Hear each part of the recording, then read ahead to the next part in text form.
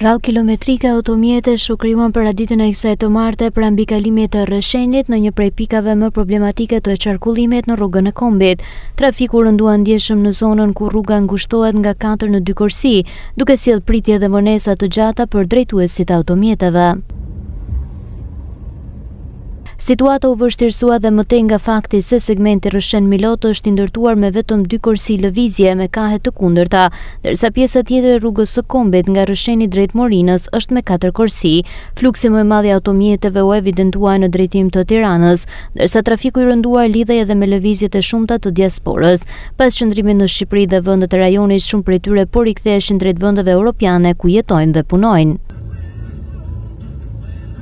Pavarësisht fluksit të lartë në këtë nyje të rëndësishme rrugore, nuk u konstatua prania e patrullave të policisë rrugore për menaxhimin e trafikut dhe lehtësimin e qarkullimit. Radhët e gjata shkaktuan vonesa të konsiderueshme për drejtuesit e mjeteve, ndërsa situata riktheu në vëmendje problematikën e këtij segmenti, veçanërisht në ditët kur fluksi i lëvizjeve është i lartë.